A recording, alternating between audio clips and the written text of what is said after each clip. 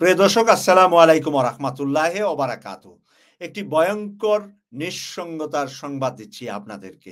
ভয়ংকর এইজন্য বলছি যে আমাদের ভিতরে এখন যদি মানবতা ছেড়ে দিয়ে, মানবিকতা ছেড়ে দিয়ে আমরা যদি অমানুষ হয়ে যাই, এই কয়েকদিন আগে আমরা মুক্ত হয়েছি একটা দুঃশাসন থেকে। তাই আমরা কিভাবে শান্তিপূর্ণভাবে ঐক্যবদ্ধ হয়ে কে আপন কে পর, কারা কোনভাবে আমাদেরকে সহযোগিতা করেছে তাদেরকে না চিনে আমরা যদি অযথা কোনো ঝামেলায় চলে যাই, কারো সাথে ব্যক্তিগত কোনো ক্র্যাশ নিয়ে, তাহলে আমাদের বুঝতে হবে এই বিজয় কিন্তু নস্যাৎ হবে আমাদের নিজেদের কারণে। এমন একটি ঘটনা আজকে বাংলাদেশ সুপ্রিম কোর্টে ঘটেছে। সেই নিউজটি প্রথম আলো করেছে। আমি একটু নিউজটি আপনাদের সামনে তুলে ধরছি।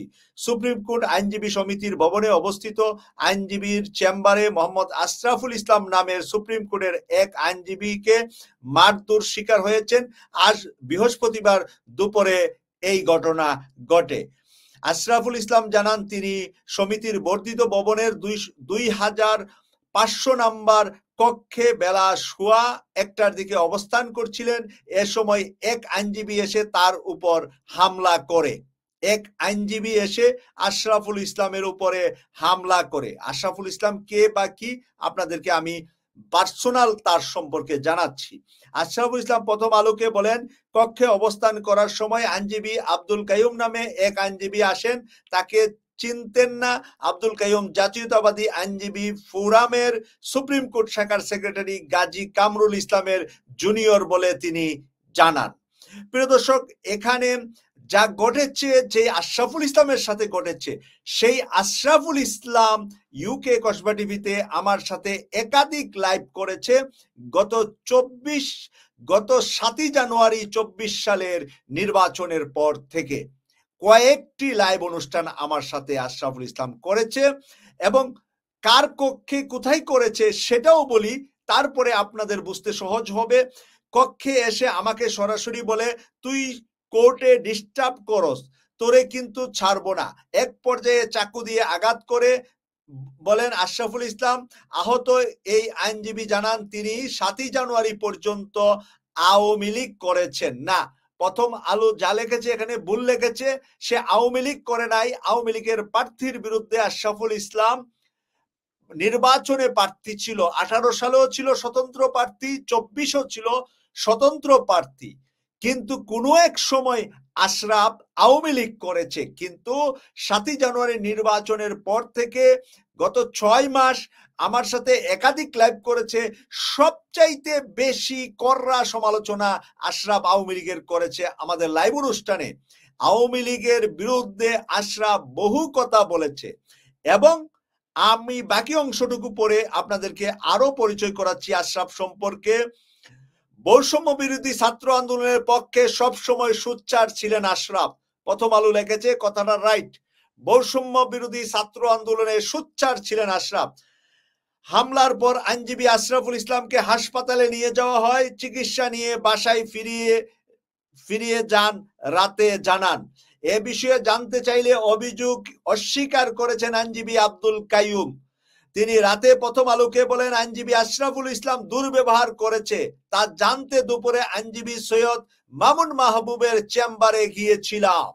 এই হলো সৈয়দ মামুন মাহবুব, সুপ্রিম কোর্টের আরেকজন বাগা আইনজীবী, যিনি ইউকে কসবা টিভি সহ বিভিন্ন মিডিয়া শেখ হাসিনার তার 14 গোষ্ঠীকে ধুলাই করে থাকেন। সেই মামুন মাহবুবের সহকারী হলো ব্যারিস্টার আশরাফুল ইসলাম। ব্যারিস্টার আশরাফুল ইসলাম লন্ডনে 10 বছর ব্যারিস্টার ছিলেন। তার ওয়াইফ বাংলাদেশের একজন ডাক্তার, তাও ভালো হাসপাতাল, ঢাকার একটি ভালো হাসপাতালের ডাক্তার আশরাফের ওয়াইফ। আশরাফ বাংলাদেশকে ভালোবেসে লন্ডন থেকে বাংলাদেশে চলে যান।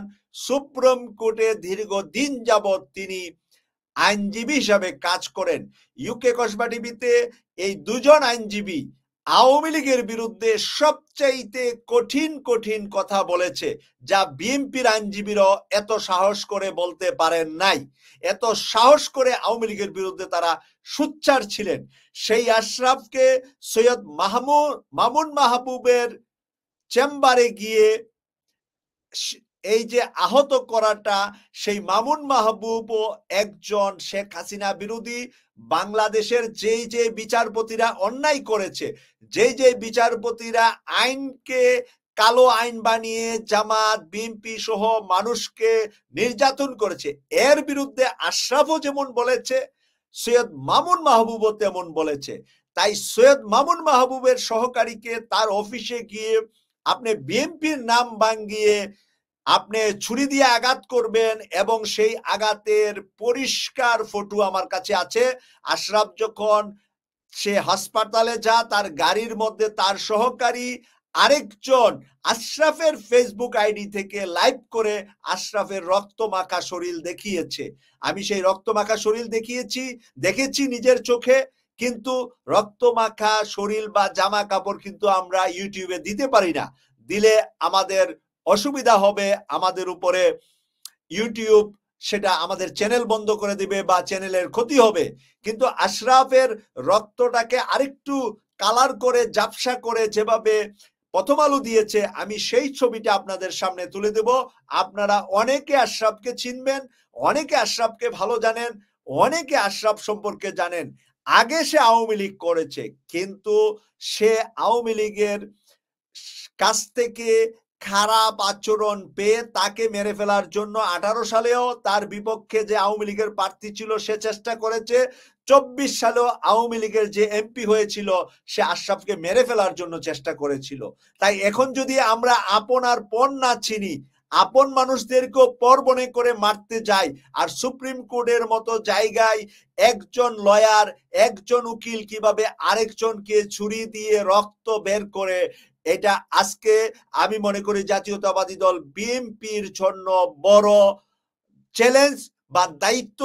বিএনপির উচিত, বিএনপির সেক্রেটারির সহকারী হিসাবে পরিচিত এখানে পরিচয় এসেছে যে বিএনপির যিনি আইনজীবী ফোরামের সেক্রেটারি আছে তার সহকারী এসে মেরেছে। তাহলে আইনজীবী ফোরামের সেক্রেটারির দায়িত্ব যে সত্যটাকে উন্মোচন করা এবং ওনাদের নিজেদের ভাব মূর্তি মর্যাদা উন্নয়নের জন্য এটার প্রতিবাদ করা, দোষীকে আইনের কাঠগড়ায় দাঁড় করানো, এই প্রত্যাশাই রাখছি। আমি সৈয়দ মাসুক, লন্ডন থেকে।